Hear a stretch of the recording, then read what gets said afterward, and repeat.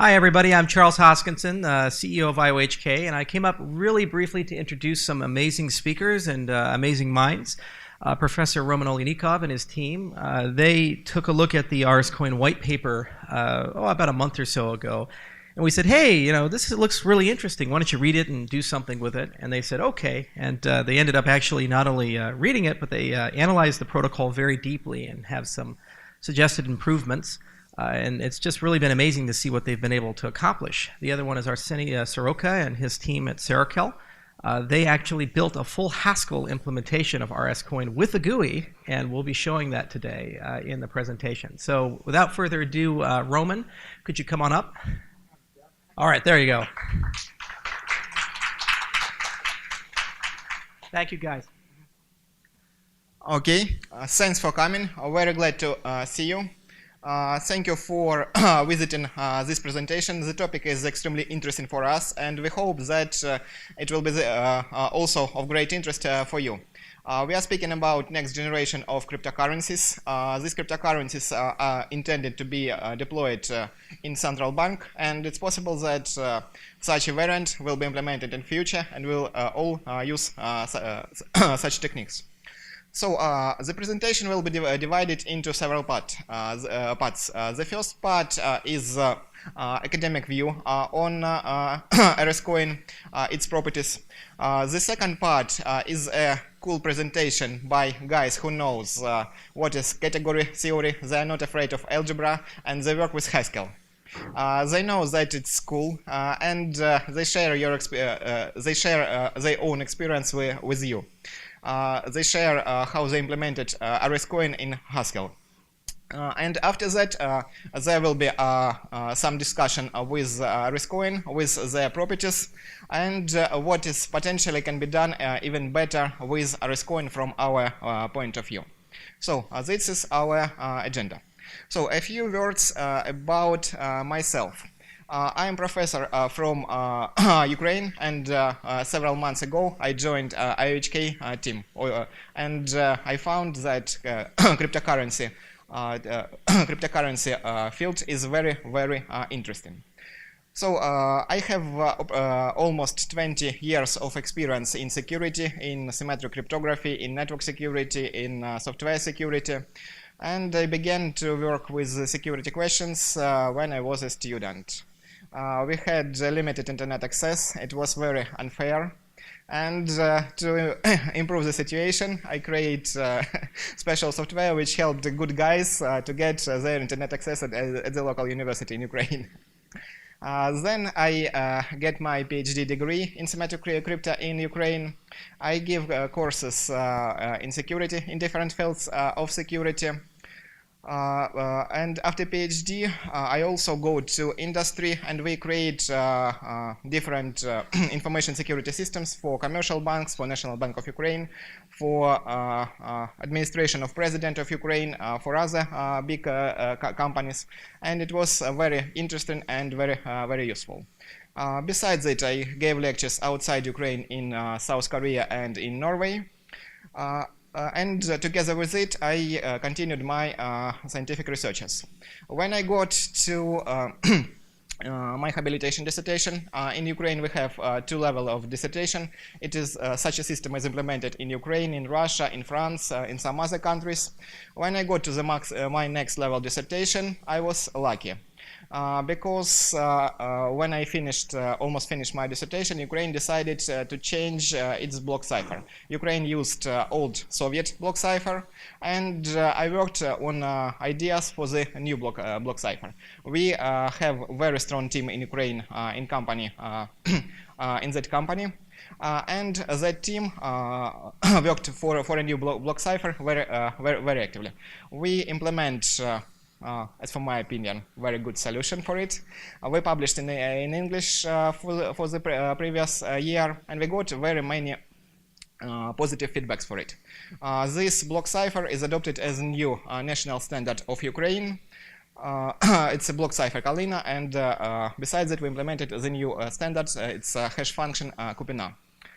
Of course, it's very cool to be the developer of Ukrainian AES and so on. But to be just an honorable professor, it may be very good when you're over 60. When you're under 40, it's time to find some other interesting direction. And I was lucky for the second time. I met founders of IOHK, and they introduced me to this topic of cryptocurrencies. And I'm very lucky that I met them. I have very many exciting tasks with a very cool team. So let's begin with cryptocurrencies with RSCoin. First of all, I would like to thank to George Danezis and Sarah Michael-John.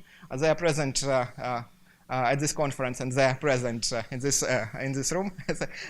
Thank you very much for your new approach for cryptocurrencies with very excellent properties, and these cryptocurrencies can be easily deployed as currencies of the states.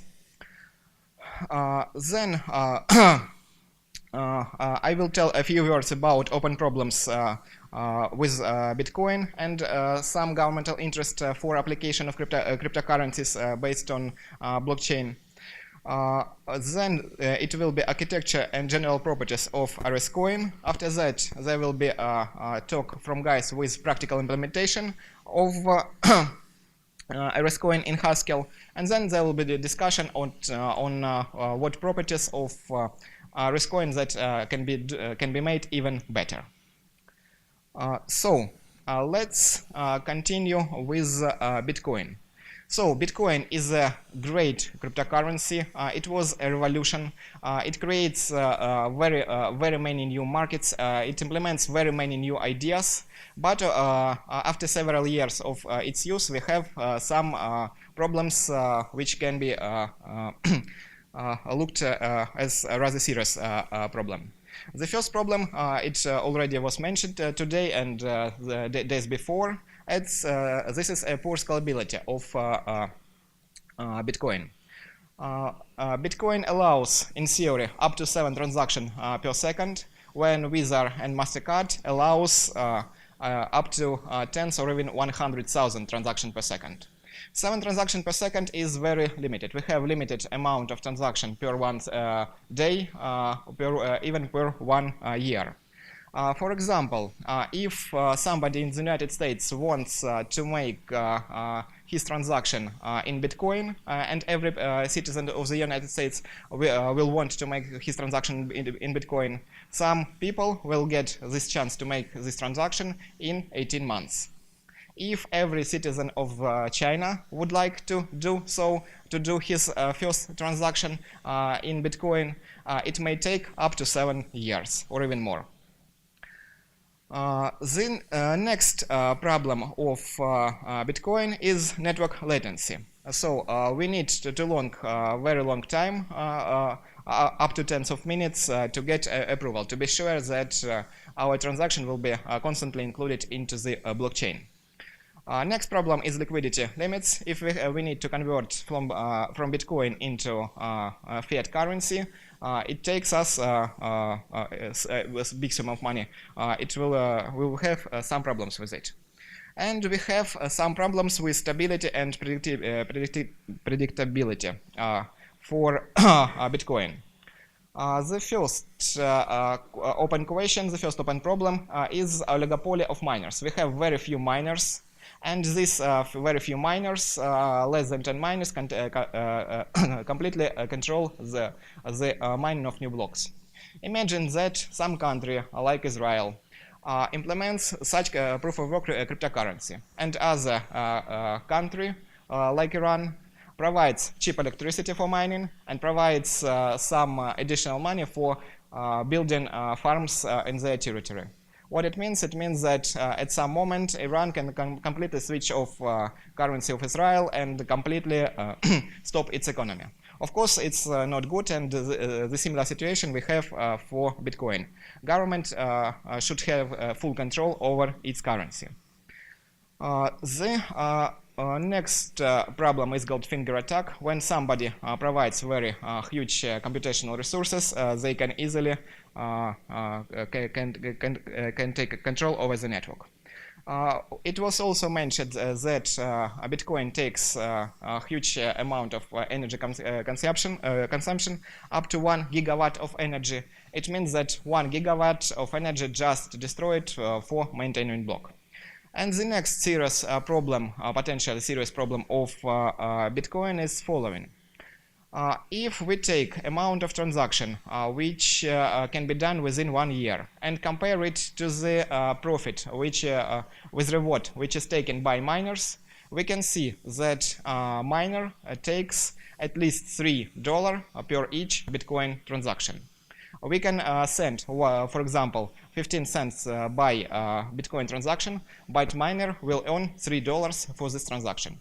This money is, for now, is paid for a huge amount of newcomers. Very many people want to buy their first Bitcoin, to have some Bitcoin they believe in such cryptocurrency, but such amount of newcomers is limited. When there will be no new newcomers, then situation will be different, and as for personally for me, it's very difficult to predict what's happened with Bitcoin for that time.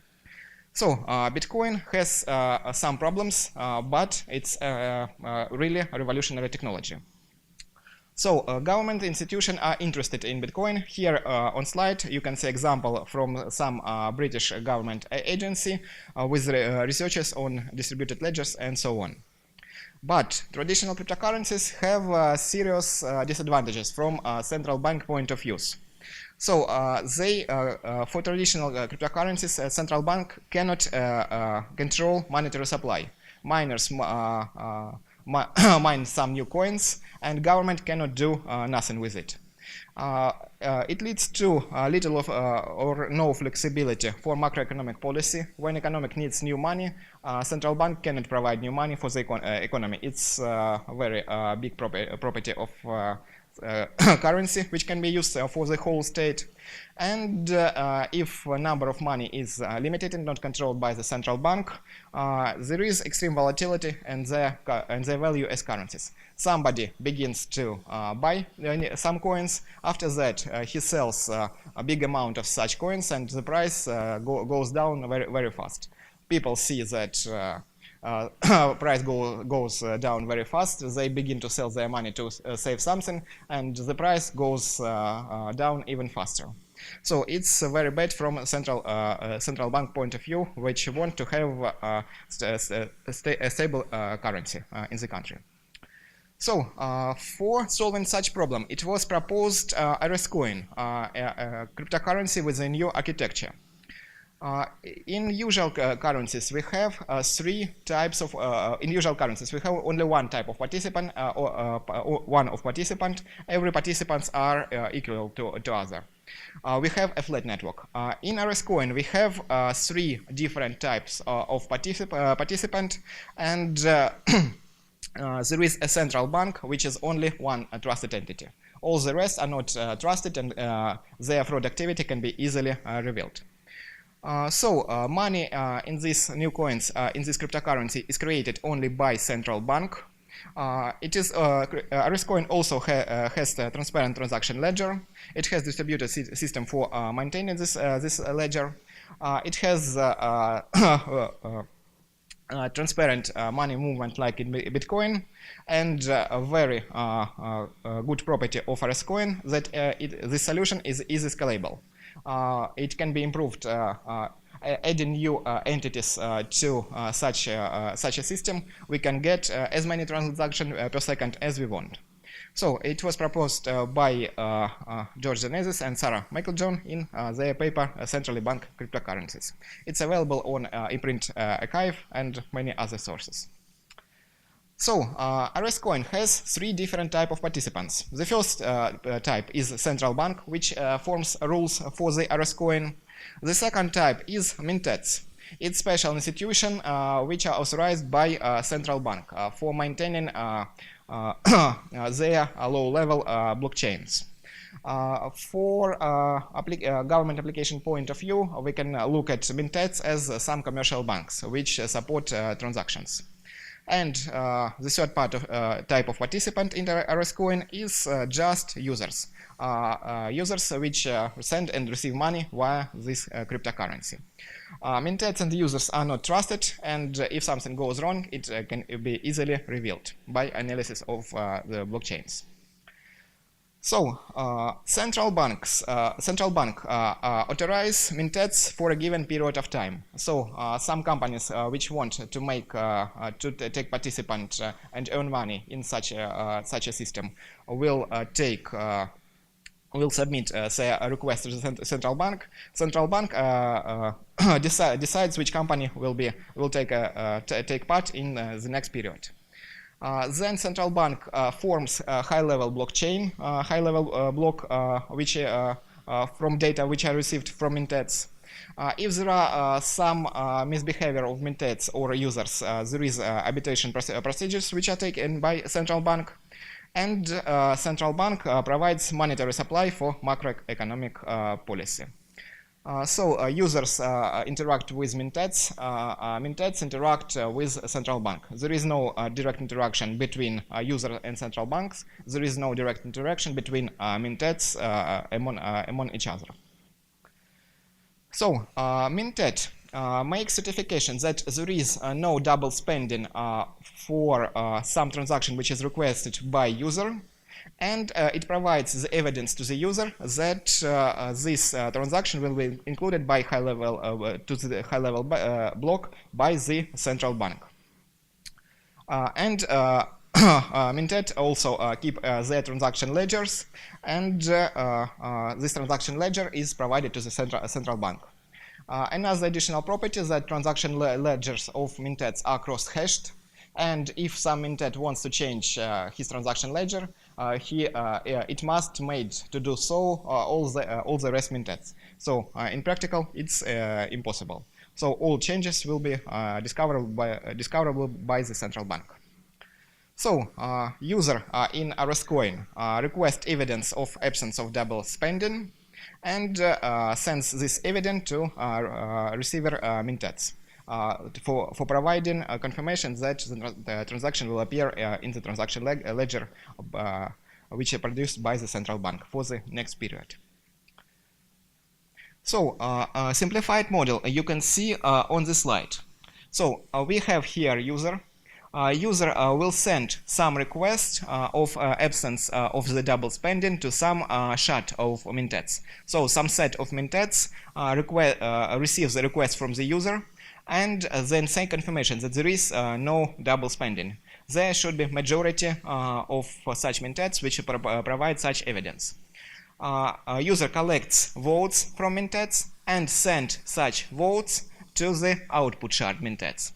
Output shard mintheads check the consensus of input minthead shard, and if everything is okay, they include such transaction into their transaction ledger and send confirmation to the user that this transaction will appear in the next period. This transaction will appear in the high-level block which is produced by the central bank. This is a simplified model. So this is how it works. So why mintheads do want to take participation?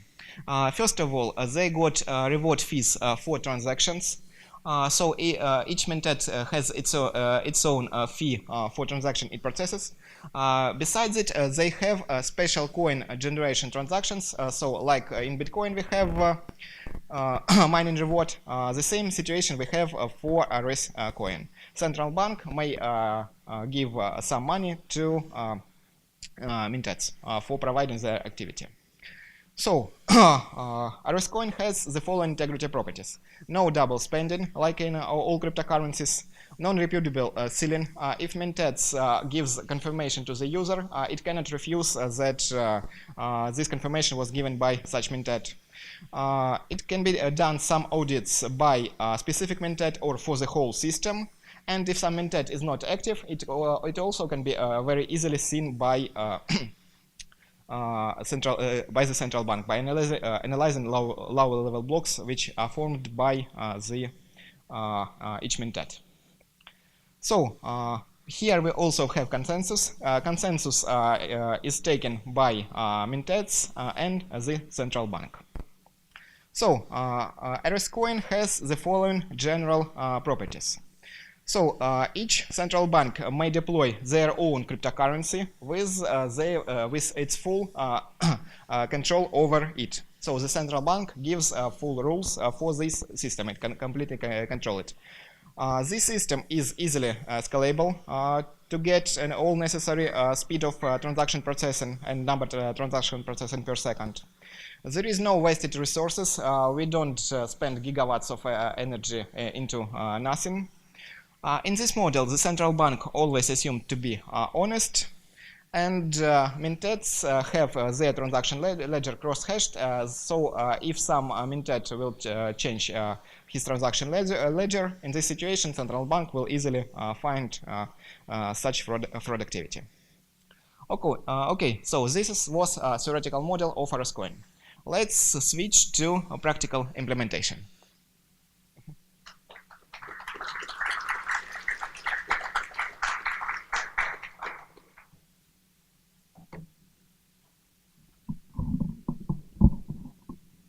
Hello. Hello everyone, my name is Arseny Siroka. I'm the co-founder of the Siroka team, who is now as a part of IOHK family. And I'm responsible for the first full Haskell implementation of RSCoin. We followed the paper as close as possible, and we had great experience when we were developing RSCoin, so I'm very grateful to Dr. Dan Ezis and Dr. Michael John. We've implemented everything from scratch, so we didn't take a thing from implementation by Dr. Dan Ezis, and it means that if we have two working implementations of RSCoin, they can check each other's correctness. We've chosen Haskell as a programming language because it has a finest balance between industrial applicability and the ease of implementation of academic papers. Also, Haskell provides strong guarantees during the compilation time because of strong type system. And also, Haskell has a great framework called Quick Check by Dr. Hughes. With the help of Quick Check, we've created our own framework to make tests for our distributed system. And we would like to thank Konstantin Ivanov from ICMO University in St. Petersburg, and would like to thank David Turner. We know that RSCoin is an interesting thing, and scientists would like to know how it is implemented. That's why we try to make our code base as clean and as easy to be read as possible. For example, you can check the fee allocation function. You will see that it is just one-line function. You can change it, and you will achieve another behavior. You can check out our source code at GitHub. We have more than 900 commits for a month, and pull requests and issues are very appreciated. In our implementation, we used MessagePark LPC library. It's for communication. It's an easy debuggable binary protocol library, but it had some problems in its Haskell implementation. We've made a patch and sent a pull request there. Also, we are using Blake2B library for algorithm for hashing because it's modern and fast. We are using ED25510 curve for signing. We're using acid state library. It's a Haskell thing which helps us to store data, and it provides acid guarantees. Also, we're using Conduit as a streaming data processing thing. During our work, we wanted to know we did it right or we did it the bad way. So we had made several benchmarkings, tweaking, and tuning of our own code. But first of all, let's talk about pitfalls that we had. The first one is a network. We had to handle lots of communications between mintats, users, also between mintats and banks. So we need to think how can we handle them fast and correct. Also, there were several Haskell-related problems like immutability and garbage collection. Once we were stuck with input-output threshold in our database, and also threads. Our implementation uses lots of concurrency, and we also had context switches, locks, and we had to deal with them. So our approach was, first of all, we tuned compilation of our implementation. We fixed garbage collection options and Haskell's runtime flags. It turned out that persistence is almost as fast as memory model of database. So we continued to use persistence. We used fast libraries for Haskell like bytestring, text are not containers, because when they were designed, the main thing that they were following is to be fast. And also we made lots of our data structures strict because Haskell is a lazy language. But we can tell him to make our data structures to be in a normal form in the runtime. So we're using green threads over the native ones, and we are using STM monad for transactions. We found lots of great tools for profiling. First of all, Haskell GHC Glasgow Haskell compiler has lots of flags for options to show us information. We were using flame graph and GHC profile frame graph. We were using thread scope to check our threads during the runtime, our garbage collection, and other charts related to this. And the most important thing that every programmer uses someday is a strace. So what about benchmarking? Dr. Dionysus benchmarking were made with the help of several Amazon micro instances, computers. He ran about 25 users and from 5 up to 30 mintats. And the best result he achieved was 760 transactions per second with the help of 9 mintats. What we did, we had one computer with 4 cores, and we ran there a bank, a mintat, and 2 users. But we made about 2,000 transactions, and also we were trying to run 4 users and 4,000 transactions, and we achieved the same results for every count of users, and it was about 760 transactions per second too. So, but you can see that our way of benchmarking differs from Dr. Dionysus, so I can't really compare them, but I think that all of them are correct. Now I would like to show you a demo run of our RSCoin user interface. So I would like to do a bootstrap of our system.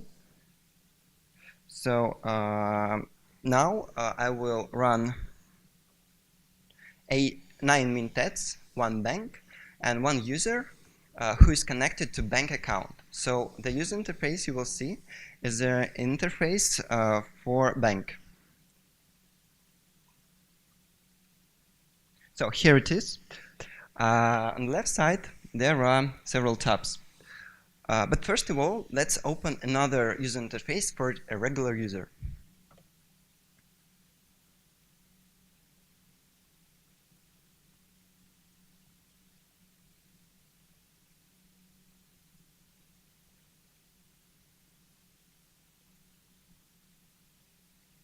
So on the left side, you can see an interface for a regular user, and on the right side, you can see an interface for bank. At the beginning, bank has some amount of money, several thousands. We can see that the period had finished. There was a mission, and the bank received several amount of money. Let's create a transaction from bank account to users one. We can select a tab to send money, but first of all, we need to copy paste user's address. We can paste it here. For example, let's send this amount, and it's sent. But now the period hasn't finished yet, and we can see that there are unconfirmed sum of coins, and only after the period is finished, user will receive them. Here it is. User received this amount of money. Bank lost this amount of money, but he received 1,000 more. So there is a difference. Also, we have a contact list here. You can add several accounts there. For example, user. Oops, that wasn't user.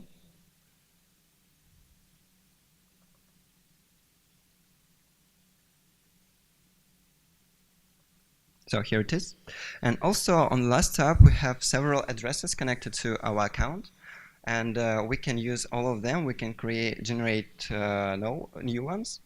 And that will help to manage our account. Also, we have automatic synchronization with the network once in a second.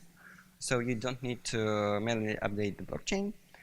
And we have tons of feature improvements for our user interface, so it's in heavy development. That's why I said that pull requests are welcome. We are going to make a more appropriate benchmarks for our system to compare them to the benchmarks by Dr. Dionysus. So thank you for your attention. I would like to welcome Roman back.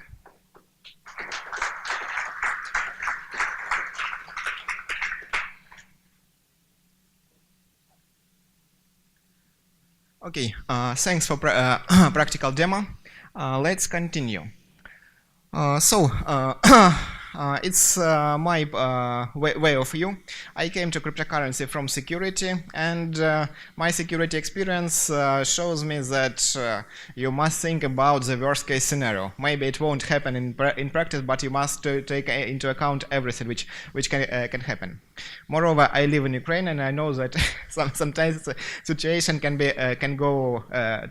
become even worse than we can think.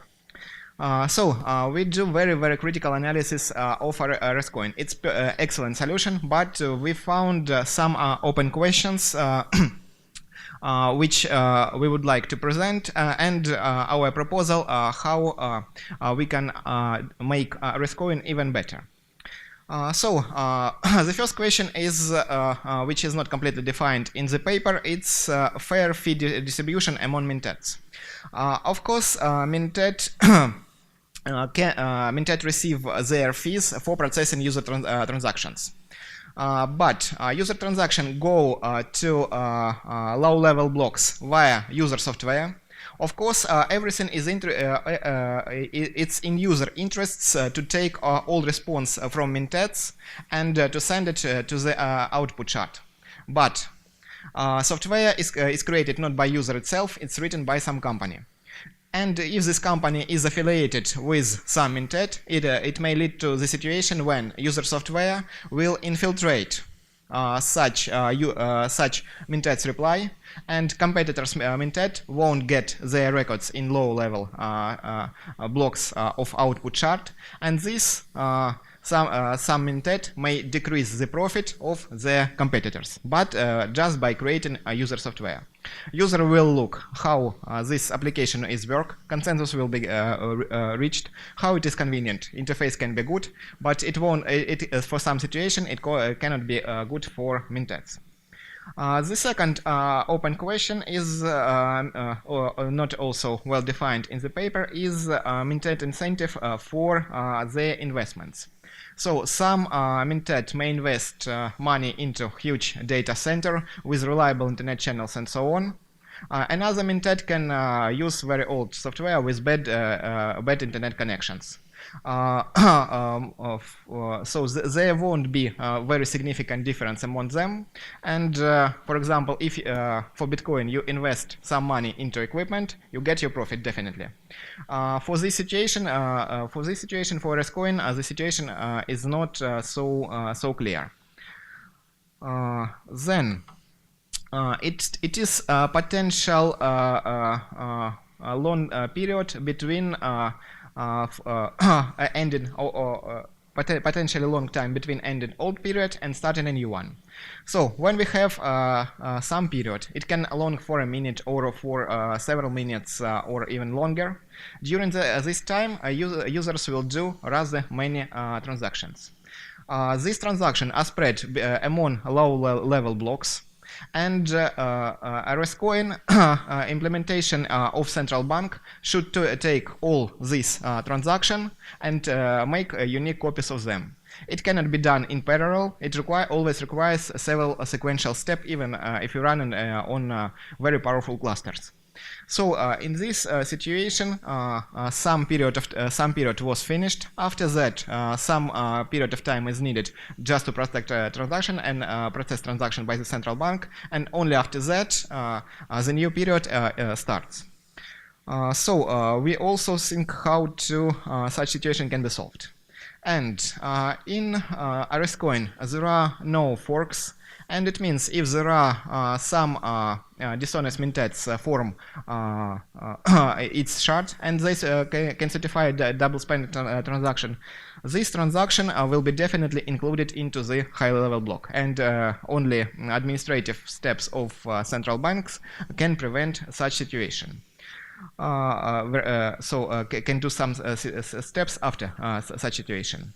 So if such transaction will be included, we can minimize the probability of such situation. So if we look in a very worst case scenario, then we will have the full potential open questions.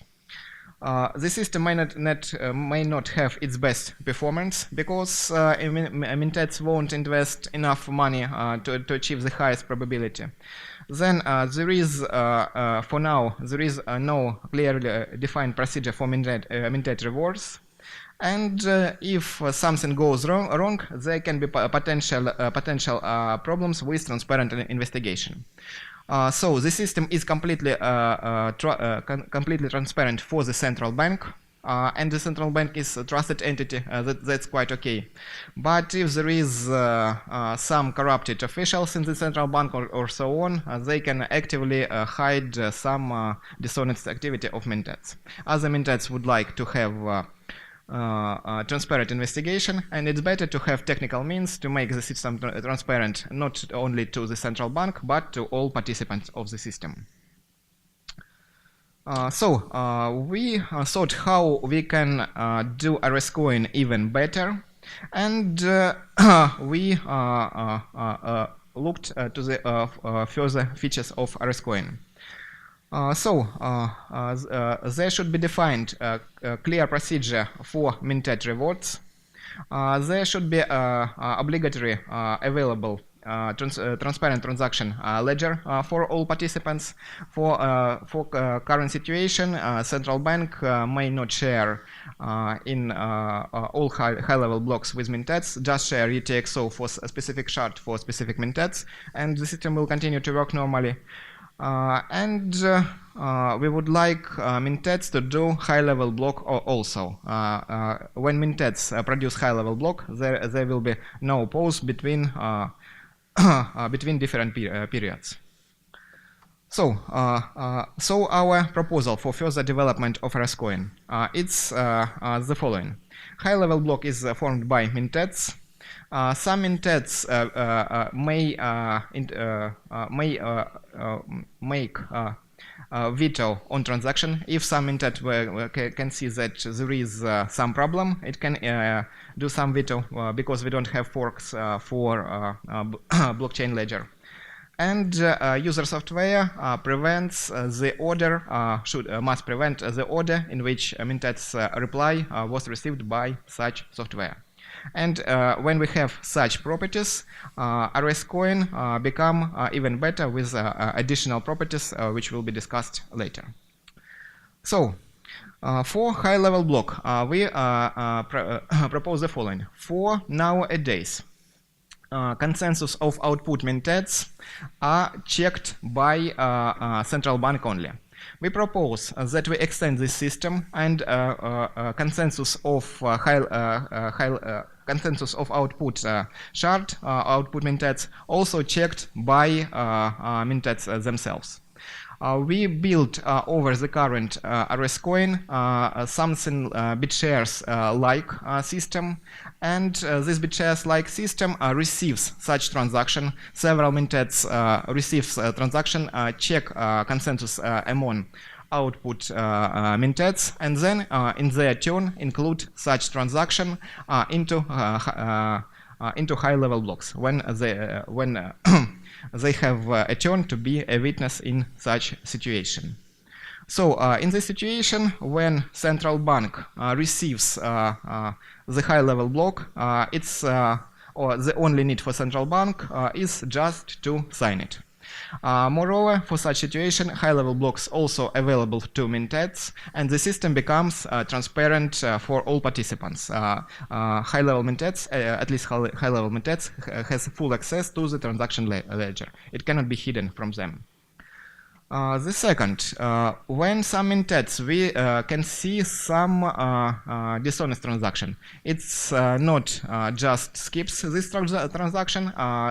This mintet sends veto on this transaction, and if output shard see such a veto, then this transaction is blocked and information is sent to the central bank for investigation. The same situation is done for output shard. And if there is some disagreement between different mintets, it means that some of them, at least one of them, definitely misbehavior and should be punished by the central bank. So if we see some some probabilities of implementing such an attack, we have a much better condition for discovering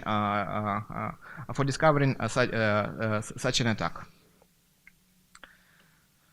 The next property, when user software receives some replies from mintets, from input mintets, they save these replies in order which they received and put digital signature to this to this list and send this list to the output mintets.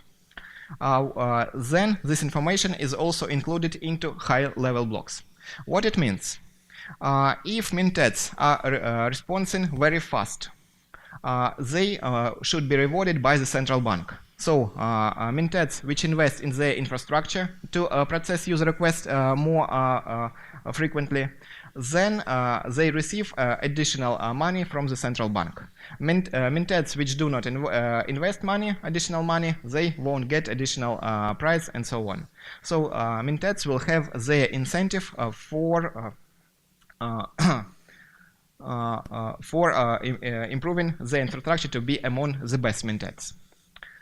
Then, if some user software becomes to change this order, then mintets having access to high-level block, they can use statistical analysis on high-level blocks. And if some mintets behave dishonestly, some user software behave dishonestly, it can be easily revealed by statistical analysis. Just we take the high-level blocks, analyze them, and we can see if user software works dishonestly. If we can see it, then we can just do some specific test on it, analyzing input and output traffic, and then it will be enough information that such a client works incorrectly in the system. So having such additional properties, we have the following properties of RSCoin with implemented proposals. So Mintads get their the incentive to invest to the infrastructure. The better infrastructure they have, the more money from central bank they earn. They sure that they invest such money into the system.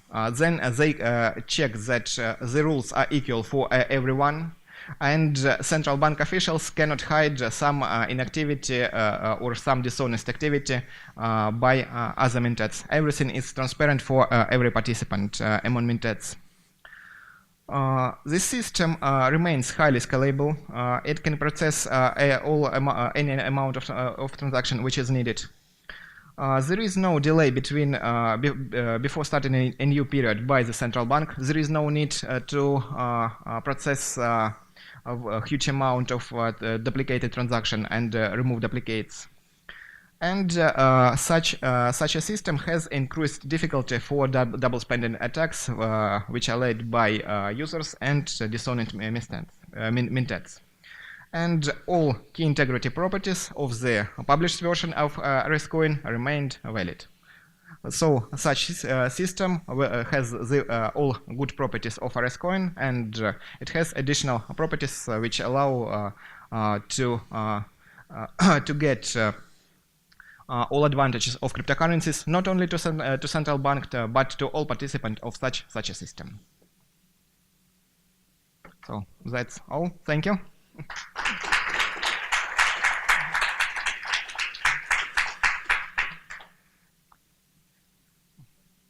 Yes. Maybe if there are any questions, both on theoretical part, on practical part, we'll willingly answer them. Yes, please. In the previous slide we had proportionately more mintads than users. We had like 30 odd mintads. You are speaking about this slide? The stereo. Yeah, right.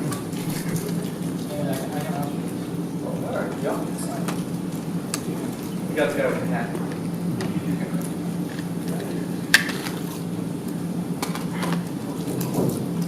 Hey now. So we don't really test deployment. We don't test production here. We test under load. And all we test for is transactions per second. So this is why we don't care about the amount of users. What we want to benchmark, though, eventually, and we're working on it right now, is we want to see how does the throughput scale when we add mintads. So it's just, 2 nodes generating load. So that's it. And then, I'm sorry, in real deployment, like when we're talking about production, the paper suggests running something like 30 mintads, no matter the user base.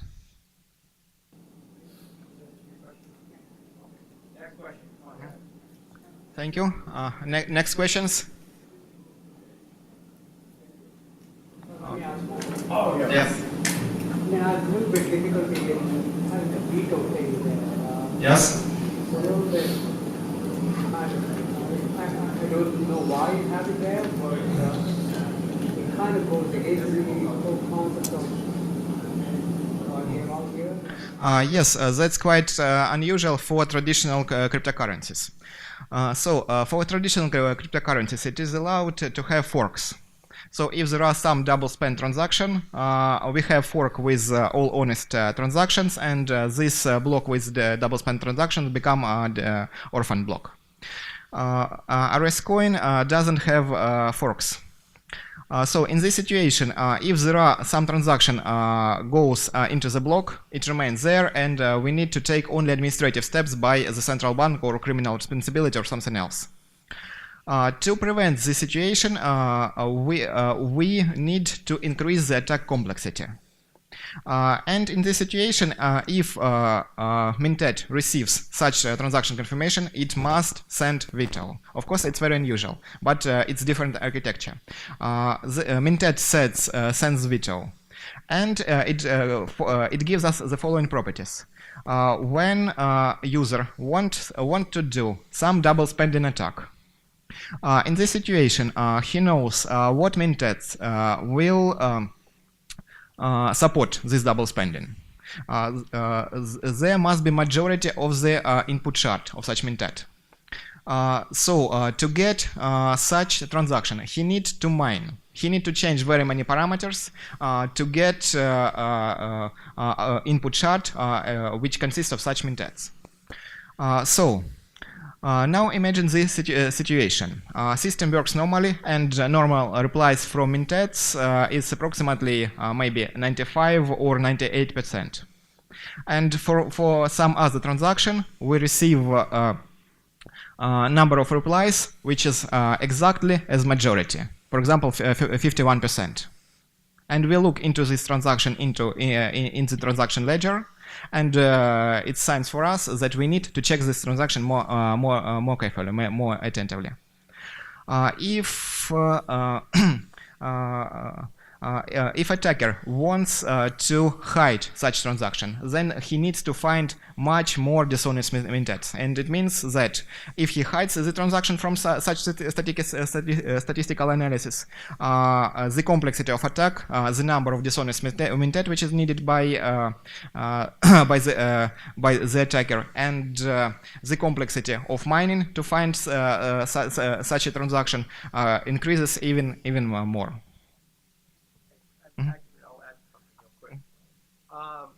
Another thing to understand is the realities of banking in general. So when you're the Treasury Department or some federal agency, you don't sit around and watch every transaction that happens in the grid. Instead, you have the banks actually watch the transactions, and you force them to issue what are called SARs, suspicious activity reports.